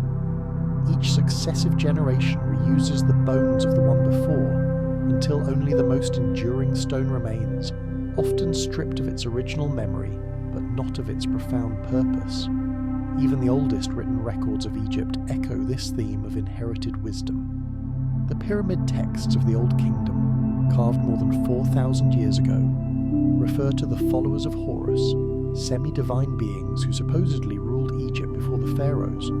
They speak of sacred mounds of the primeval land, where the gods first established order after chaos, an image that strikingly mirrors the geological rise of dry land after great floods. Later inscriptions, such as the Turin King list, contain columns of names labelled simply Shemsu-Hor, their reigns stretching back thousands of years beyond any recognised dynastic period. Mainstream historians interpret these as mythological king lists, but perhaps myth is precisely how the deep, lost memory of history survives, transmuted into powerful narrative. Even physical anthropology leaves tantalizing room for the unknown. Excavations in the Western Desert at sites like Bir Sahara East and Nabta Playa have uncovered human remains dated between 8,000 and 10,000 years old. People who lived long before the first pharaohs. Their skeletal proportions sometimes differ from later Nile Valley populations, suggesting a mixed origin of northern and sub-Saharan lineages. If they were the descendants of survivors from an even older, more more advanced culture, one displaced by the Younger Dryas catastrophe, their very DNA might carry the faint genetic echoes of that vanished world. Modern genetic studies are beginning to detect these patterns, deep ancestral lineages in North Africa that split from other populations some 30,000 years ago, but then conspicuously re-emerged and diversified in the early Holocene, precisely when the Sahara turned green again. And what of the tools, the workshops, the dwellings of such a lost civilization?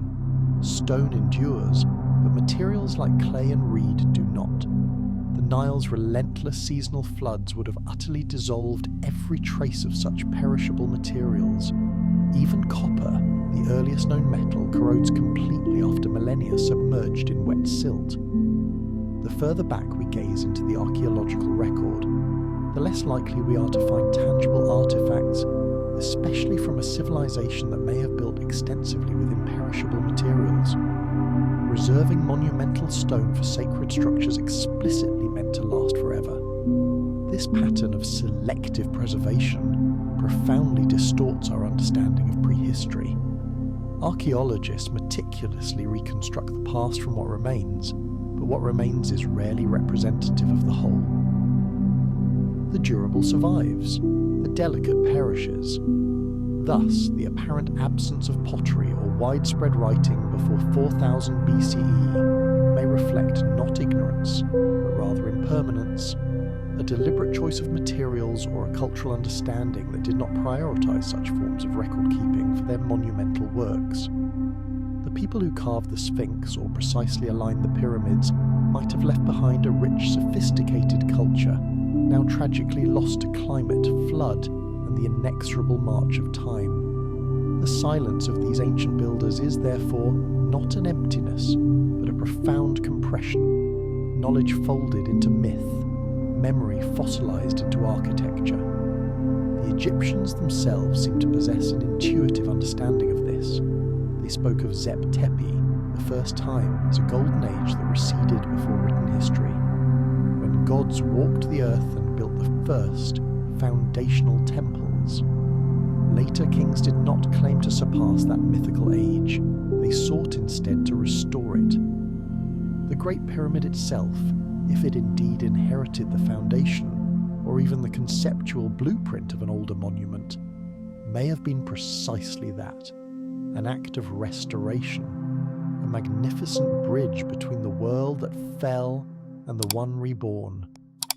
For many scientists, this remains conjecture, but the physical record continues to tease. Ground-penetrating radar and muon tomography have detected previously unknown voids beneath and inside the Great Pyramid, sealed chambers whose ultimate purpose remains tantalizingly unknown. The desert, it seems, still guards its final, profound testimony.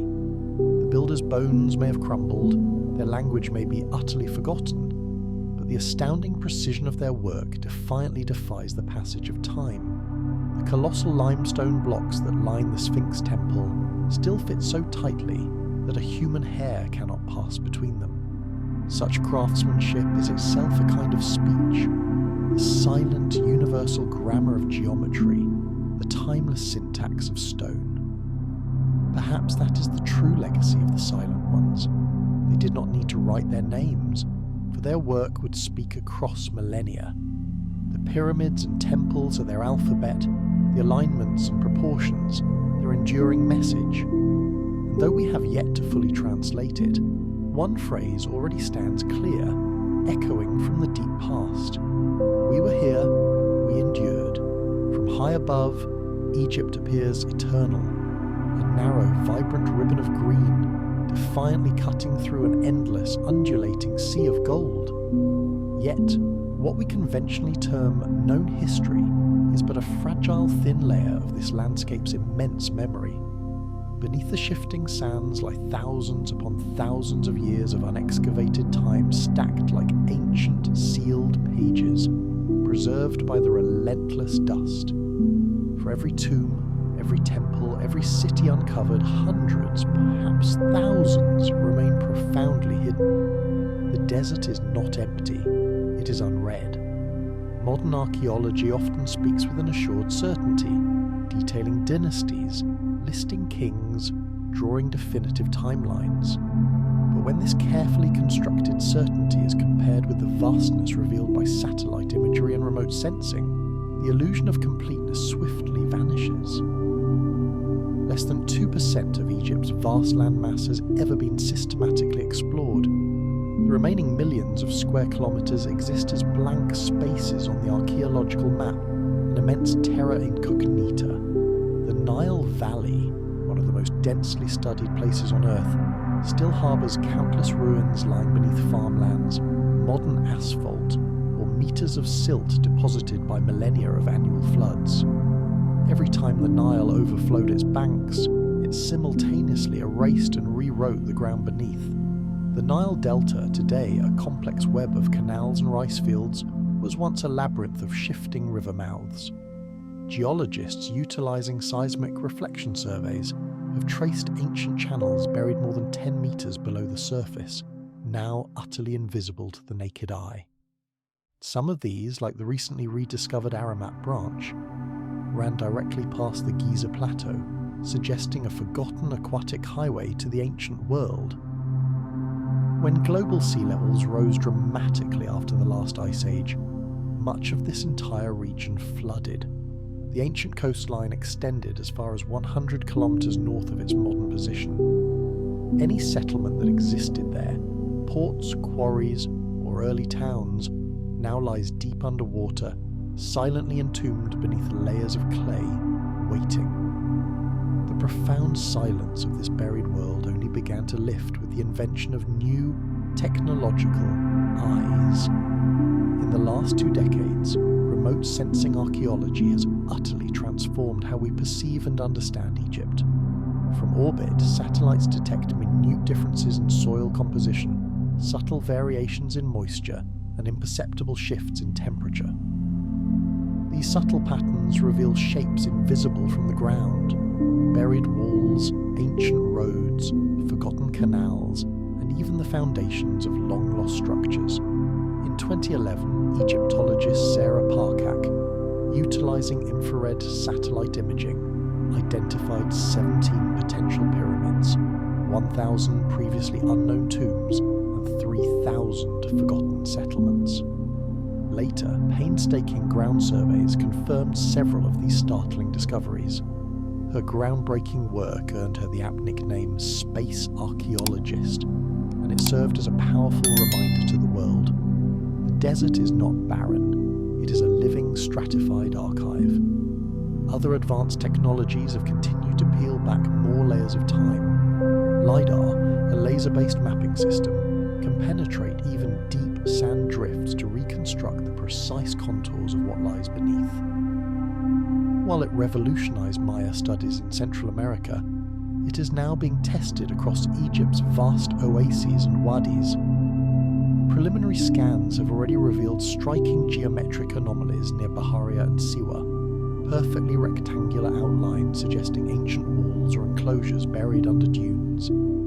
These shapes, often aligned to cardinal directions, may represent ancient settlements lost during the profound desertification that followed the end of the African humid period.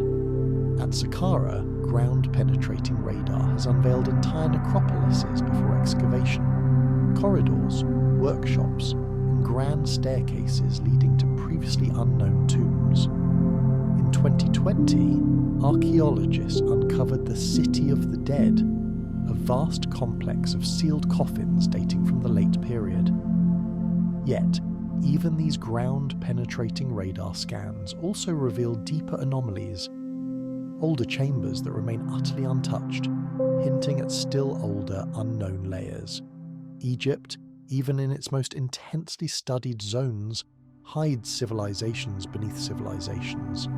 Perhaps the most astonishing window into this unseen world came in 2017, when scientists from Nagoya University and the Hip Institute in France employed muon tomography, a particle imaging method akin to cosmic ray X-rays, to peer inside the Great Pyramid itself. They discovered a previously unknown void, a massive chamber above the Grand Gallery, roughly 30 metres long and several metres high. Its exact purpose remains tantalizingly uncertain. Is it a structural relief chamber, or a hidden hall concealing something profound? Either way, the revelation sent shockwaves through the scientific world. If such a significant space can remain undiscovered inside the most studied monument on Earth, how much more might be waiting patiently beneath the sands that stretch for thousands of kilometers beyond? The Western Desert alone covers 2/3 of Egypt's territory. Beneath its undulating dunes lie paleo lakes, ancient trade routes, and perhaps even forgotten temples built when the Sahara was still green.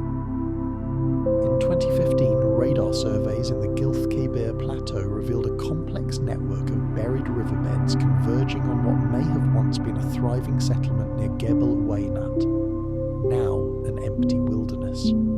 Excavations there have found pottery shards and tools dating back 9,000 years, but the ever-present sand relentlessly reclaims every discovery as soon as it is exposed. In the desert's own language, time itself is erosion. To the north, along the Mediterranean shelf, underwater sonar has begun tracing drowned coastlines. Off the modern port of Alexandria, the vibrant remains of Heraclean and Canopus were rediscovered in the 2000s by French marine archaeologist Franck Godiot.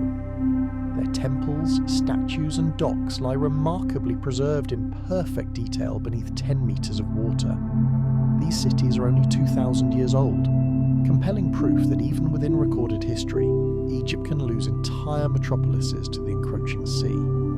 Extend the timeline back 10,000 years, and the sheer scale of potential loss becomes unimaginable.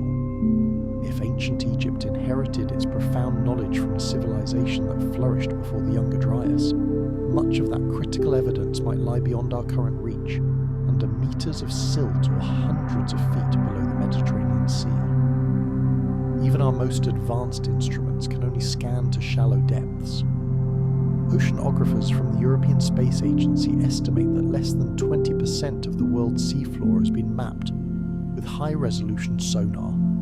The rest, like the vast desert, remains blind terrain, unread and unknown. Yet, this blindness is not permanent. Every passing year, new technologies sharpen our vision, allowing us to perceive the unseen. Satellite gravimetry measures minute variations in Earth's density, subtly revealing buried structures. Hyperspectral imaging detects specific minerals that form only near human settlements. Artificial intelligence is now being trained to identify archaeological anomalies from satellite data, learning to recognize the subtle geometric fingerprints of ancient civilization, even when half buried in sand. Still, the paradox remains. Even as we perceive more, the known world paradoxically grows stranger, more enigmatic. Each new discovery expands not closure, but the profound sense of mystery. The more we learn about what truly lies beneath Egypt's surface, the clearer it becomes that our current picture of its past is agonizingly fragmentary, a single, visible thread in a vast hidden tapestry. In 2022, the Egyptian Geological Survey began collaborating with NASA scientists to map ancient river systems across the Sahara using radar interferometry. Their groundbreaking data revealed what appears to be a subterranean Nile tributary, running parallel to the modern river, buried beneath hundreds of meters of sediment. This ghost river, perhaps once navigable, could explain why earlier settlements formed where they did, and why monumental sites like Giza occupy precisely those elevated ridges between vanished waterways. It is humbling, perhaps even unsettling, to realise that the land we think we know has only been lightly touched by the archaeologist's spade. Beneath the endless dunes may lie not just scattered tombs, but entire lost eras, pre-dynastic cultures whose names we will never read, whose stories remain untold. The silence of the sand is not an absence of history, but its profound overabundance, compressed and concealed. If the Great Pyramid stands as the majestic apex of visible Egypt, then the invisible Egypt, the one hidden below, drowned or eroded, might be infinitely greater. The true story of this land may not be what we see above ground, but what remains beneath it, waiting patiently for the right moment, the right technology, or perhaps the right question to awaken it. And that is the great humbling irony. We search the distant sky for answers about our origins, yet beneath our very feet lies an entire uncharted world, the blind spot of human history, quietly breathing under the ancient sand. Long before the first hieroglyph was carved, before the resounding names of Khufu or Ramses echoed through the halls of stone, Egypt's priests whispered of an age so distant, so profound, that it existed entirely outside the linear construct of history. They called it Zep Tepi, the first time. To them it was not mere myth, but a living ancestral memory, the true beginning of civilization itself. An epoch when divine beings, the Neteru, ruled Egypt, raised the first temples, and meticulously restored order to a world that had drowned in primordial chaos. In the sacred temple inscriptions from Heliopolis, the ancient city of the sun, Zep Tepi was the seminal moment when the god Atum emerged from the dark, boundless waters of Nun, standing upon the Ben stone, the first primordial mound of creation. From that sacred mound, the gods of air, moisture and light were born, bringing forth the cosmos. To the profound theologians of the Old Kingdom, this was simultaneously a cosmological and a geological event, the miraculous re-emergence of dry land from a universal flood. But to the discerning historian or astute geologist, reading between the lines of these ancient narratives, it may echo a very real, cataclysmic episode, the rebirth of civilization after the devastating floods that followed the Younger Dryas, roughly 11,700 years ago. The ancient Egyptians understood time not as a linear progression, but as a cyclical, perpetual recurrence. Their very word for eternity, nehe, implied perpetual recurrence, the same profound moment repeating through the ages, a cosmic heartbeat. Thus, Zep Tepi was not merely the first time, it was every time the world was renewed after destruction, a constant divine reset. In their profound worldview, creation and memory were utterly inseparable. Every sunrise reenacted Atum's first rising from chaos. Every annual inundation of the Nile repeated the primeval emergence of land. What renders this ancient cosmology so remarkable is its uncanny resonance with the natural cycles meticulously revealed by modern geology. Paleoclimatologists describe the abrupt warming at the conclusion of the Younger Dryas as one of the most dramatic environmental shifts in prehistory. Rapid ice melt, surging sea levels, and torrential, life-altering rainfall across North Africa. For ancient peoples living along the reborn Nile, the world would have truly seemed reborn from the waters, a divine act of renewal. Their creation myth, then, is not a fantastical invention, but a poetic, enduring fossil of a profound collective experience. The Ben stone, once housed in the great sun temple of Heliopolis, may have been a tangible, symbolic model of this cosmic rebirth. Shaped like a miniature pyramidion, a gleaming capstone, perhaps covered in electrum, it embodied both the rising sun and the miraculous emergence of solid ground from the watery abyss. Archaeologists now widely regard it as the prototype for all later pyramids. The very name pyramidion derives from Peramus, meaning house of Osiris's ascension. In this profound sense, the Great Pyramid itself could be interpreted as a gigantic Ben, a monumental recreation of the first sacred mound, a tangible monument to rebirth after the Great Deluge. Ancient texts powerfully support this connection. The pyramid texts meticulously inscribed in the tomb of Pharaoh Unas describe the king's ascent to the stars, to stand upon the first mound which emerged from the waters, becoming one with Atum, actively participating in the original act of creation. The physical pyramid, perfectly aligned with the stars of Orion and Sirius, thus transforms into a ritualized cosmos, a technological symbol of the first time, meticulously engineered in limestone and granite. At Heliopolis, Heliopolis, priests developed a sophisticated theology known as the Ennead, the 9 creator gods, each representing a crucial stage of cosmic order arising from chaos. This same powerful pattern of 9 recurs in Sumerian and early Vedic myths, subtly suggesting that the profound idea of divine architects spreading order after a global cataclysm may have older, pre-flood roots, a shared ancestral memory. Comparative mythology indeed finds striking parallels across cultures. In Sumer, the god Enki raises the land from the primordial abyss. In Hindu cosmology, Vishnu rests upon the cosmic ocean before manifesting the new world. In the Hebrew Genesis, the Spirit of God moves upon the face of the waters before creation.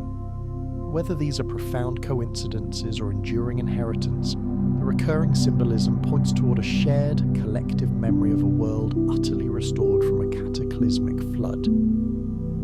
The inventory stele, discovered near the Sphinx in the 19th century and often dismissed as a piece of late fiction, deepens this riddle still further. It describes Pharaoh Khufu visiting the site of the Sphinx and the house of Isis, which already stood in ruin. He is said to have restored the monument, not built it. Mainstream Egyptologists often deem this anachronistic, yet its narrative perfectly matches the geological evidence of extensive water erosion on the Sphinx's enclosure, damage far older than Khufu's reign. If the stele preserves even a kernel of ancient truth, it suggests that the pharaohs perceived themselves as custodians and restorers of something sacred and immensely ancient, the profound physical legacy of Zep Tepi itself. To the priests, this sacred continuity was everything. The rituals of the New Year festival at Heliopolis meticulously reenacted the first time. Each sunrise they poured water over the Ben stone, symbolizing the receding flood, while chanting hymns that implored Atum to rise again upon his mound. This was not mere religion, it was remembrance disguised as worship, an intricate code through which the profound memory of environmental cataclysm and renewal survived across millennia. Modern archaeology provides a haunting parallel. Around 11,000 years ago, precisely when the Younger Dryas concluded, human activity along the Nile abruptly increased. Sites like Wadi Kubania and Nabta Playa show compelling evidence of planned settlements, sophisticated astronomical observation, and the early domestication of cattle. Genetic studies indicate that these early Nile populations intermixed with groups migrating from the rapidly drying Sahara, climate refugees carrying profound memories of lost lakes and rivers. Within a few millennia, these resilient peoples would coalesce to become the very civilization that built Egypt's first temples. Could the myth of Zep Tepi be the enduring echo of this momentous convergence? The pivotal moment when survivors of a vanished world gathered along the reborn Nile and began anew, forging a new future from the fragments of the past. Some Egyptologists, notably R.A. Schwaller de Lubisch and John Anthony West, have boldly argued that Zep Tepi encodes an advanced scientific understanding, celestial precession, harmonic geometry, and the complex mathematics of Earth's cycles. While their claims remain highly controversial within academic circles, new findings lend subtle, persistent support. The axis of the Great Pyramid's descending passage, for instance, points directly to the star Thuban, the pole star around 2500 BCE, but it also aligns remarkably with the celestial pole, as it would have appeared around 10,500 BCE, that epic, pivotal date repeatedly marked in Giza's stellar correlations.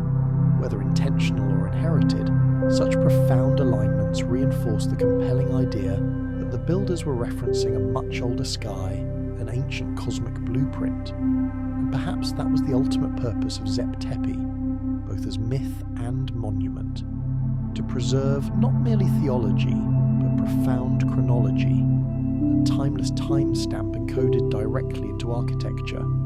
A civilization that had endured cataclysm might well seek to anchor its rebirth in something eternal, something beyond human destruction, the stars themselves. By aligning their sacred sites to the heavens, they transformed their history into to a cosmic clock that could outlast memory itself, a message for eternity.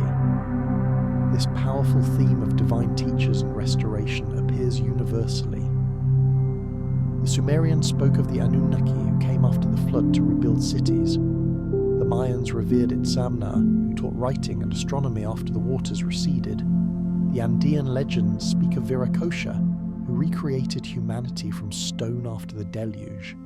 Egypt's version, however, was gentler, more cyclical. Its gods did not destroy to punish, but to renew, to bring forth new life from chaos. To the priest of Heliopolis, the pharaoh was not a god in his own right, but the living vessel of the god's memory, a direct link to Zep-Tipi. Each coronation was a reenactment of the first time, each pyramid a recreation of the primeval mound. The word chem, the root of alchemy, meant to blacken, symbolizing both the fertile black soil left by the Nile's flood and the profound spiritual transformation of base matter into spirit. In their cosmology, rebirth often required a descent into darkness before rising again, just as the Earth itself had done after the Younger Dryas.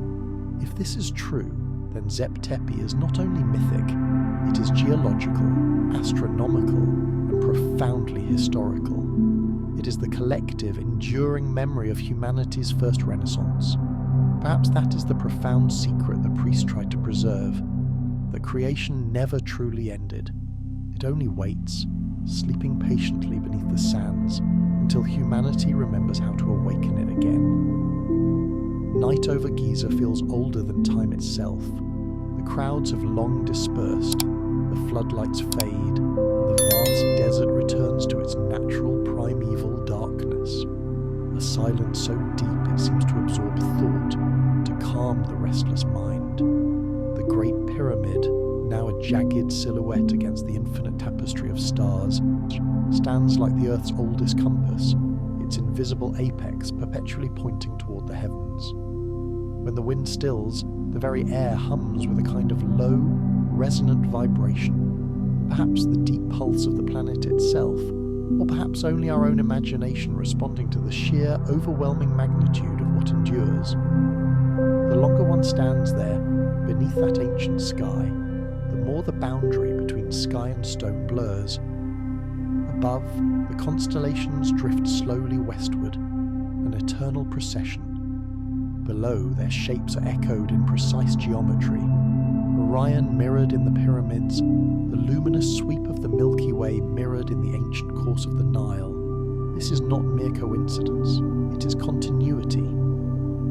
For thousands of years, people have journeyed here to gaze upward, sensing instinctively that these stones were meant to remind us that we are part of something unimaginably vast, that our story was woven into the fabric of the stars long before we learned to write it in fragile clay. The question that lingers, however, is not simply how these monuments were built, but why they still move us so deeply. Why do they feel alive, not as lifeless ruins, but as eternal witnesses? Modern archaeology can map their dimensions down to the millimetre, yet the deeper existential mystery remains utterly untouched. The Great Pyramid's base is levelled to within an astonishing 21 millimetres across 13 acres. Its sides deviate from true north by only 3 arc minutes, a precision unmatched until the invention of GPS. Its interior passages subtly encode the ratio of the Earth's polar radius to its equatorial circumference, and its original height once reputedly equalled 1/1000th of that circumference. These extraordinary coincidences might be mathematical serendipity, or they might, more profoundly, reveal a deliberate design meant to embed timeless knowledge in enduring stone. Either way, they stand as a humbling reminder that we stand before minds that thought not in fleeting years, but in cosmic scales of time. The builders are long gone, their names swallowed by the sands, yet the structure itself behaves as if it were still alive, resonant, balanced, profoundly harmonic. Acoustic experiments conducted by the Institute of Sound and Vibration Research at the University of Southampton in 2003 confirmed that the King's Chamber resonates strongly at frequencies between 117 and 440 Hz, remarkably matching the Earth's natural oscillations. When certain tones are played, the massive granite walls amplify and sustain the sound, as though the pyramid were designed to literally sing with the planet. Whether intentional or not, this profound harmony between architecture and physics gives the powerful impression of communication, a message conveyed not in words, but in the universal language of vibration. Standing in the profound darkness, one realizes that perhaps the Great Pyramid's true, ultimate purpose was not practical at all. It was existential. It was meant to remind anyone who looked upon it that human life, however vibrant, is fleeting, but understanding the sacred alignment between heaven and earth can be eternal. When light from distant stars finally reaches the Giza plateau, it has travelled for millennia. The photons now reflecting off the ancient limestone may have left their suns when woolly mammoths still roam the vast plains of a different earth. To observe Giza under starlight is to witness time itself folded, compressed into a single, luminous moment. The same light that touched the faces of the ancient builders now falls upon yours. You become, simply by looking, an ephemeral part of their enduring story. Astronomers note that precession, the slow, majestic wobble of Earth's axis, has shifted the heavens dramatically since the pyramids were built. Yet, when sophisticated software reconstructs the sky of 10,500 BCE, Orion rises precisely where the pyramids point, and Leo, the celestial constellation of the Sphinx, ascends majestically on the eastern horizon. The monuments, in essence, capture a sky that no longer exists. They are time capsules of celestial alignment, fixed in stone while the Earth inexorably drifts. The pyramids have watched the North Star migrate from Thuban to Polaris, the Nile change its course, and countless civilizations rise and vanish. They have outlived every empire that ever claimed them, every conqueror who sought to desecrate them. Even the desert itself, shifting, growing, eroding, is younger than these primeval stones. Perhaps that very endurance is the ultimate answer. The builders may have possessed an ancient, profound knowledge that everything else, their languages, their cities, even their direct descendants, would eventually vanish into the sands of time. So they created something immune to forgetting, something that would speak across all ages. The Great Pyramid is not a tomb, not even merely a temple. It is memory crystallized in architecture. It does not tell a story. It is the story. Science approaches Giza through rigorous measurement. Religion approaches it through profound reverence. But in truth, the monument belongs to both. To physicists, it is an impossible machine of symmetry and cosmic mathematics. To mystics, it is a portal to eternity, a conduit to the divine. To archaeologists, it remains a monumental puzzle perpetually half-solved. And to the night sky, it is a mirror, a perfect reflection of the stars that imbued it with its deepest meaning. In recent years, muon tomography, a non-invasive cosmic ray scanning technique, has revealed startling hidden voids inside the Great Pyramid, including a vast, previously unknown chamber above the Grand Gallery. No one yet knows what it contains. Some believe it is a structural relief chamber. Others speculate it conceals the final, profound secret of the monument. But what is truly striking is that it remained unseen, undetected for 4,500 years, despite endless study and exploration. Even today, with all our advanced technology, the pyramid steadfastly keeps its silence. It yields just enough to renew our insatiable curiosity, then retreats once more into its profound ancient mystery. That silence, however, is not empty. It hums like the contemplative pause between heartbeats, a deep resonance that links the living and the long lost. Every civilization leaves echoes, but Giza still speaks because it was meticulously designed to speak through the ages in a universal language that never decays: proportion, light, and celestial alignment.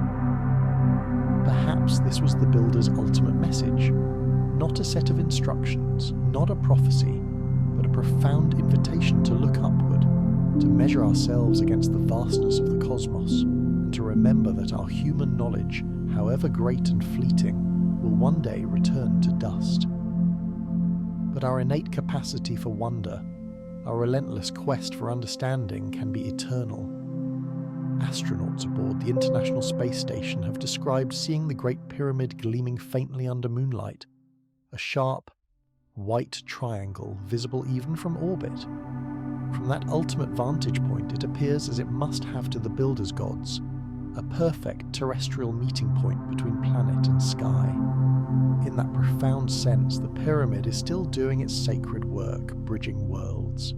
The desert wind rises again, carrying its myriad grains of sand across the plateau. They swirl around the pyramid's base, eroding it imperceptibly, a billion tiny acts of forgetting against the defiant permanence of stone. Yet, even erosion plays its part. It ensures that the monument is alive, that it subtly changes as the Earth changes, that it participates actively in time rather than merely surviving it. Somewhere deep within, the pyramid's hidden chambers remain sealed, guarding their ancient secrets. If they contain anything, relics, symbols, or only the breath of ancient air, their real treasure lies in their profound restraint. Mystery itself is their ultimate offering, because as long as we do not know, we will continue searching. And in that search, in that relentless human quest, we remember what it truly means to be human. A creature eternally caught between boundless curiosity and humbling awe. Perhaps that is the final, most enduring secret of the ancient world. That immortality does not mean living forever, but being remembered whenever someone looks at the sky and wonders who built the first monuments and why. The wind quiets, the stars shimmer, and for a fleeting, sacred moment, it feels as if time itself holds its breath, the earth listening to its own profound ancient memory.